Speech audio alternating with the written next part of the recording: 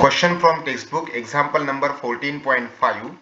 A student weighing 45 kg is running with a speed of 8 km per hour on a footpath 2 meter wide.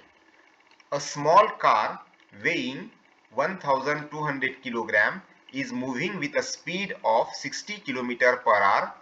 on a 20 meter wide road. Calculate their de Broglie wavelengths.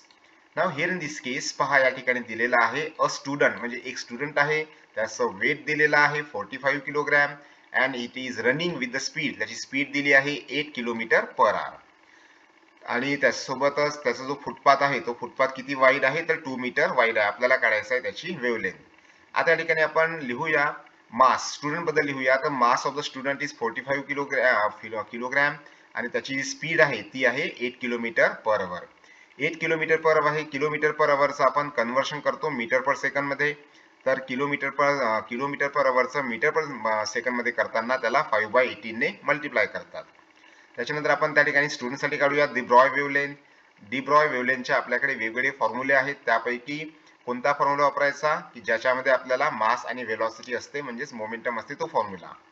तर for student आपण या ठिकाणी घेऊया lambda is equal to h by P H by M V होतो तो P म्हणजेच M V mass into velocity H ची value put up करायची 6.63 इंटू 10⁻34 मास किती आहे तर 45 मल्टिप्लाइड बाय 8 त्या ठिकाणी वेलॉसिटी आहे 8 मल्टिप्लाइड बाय 5/18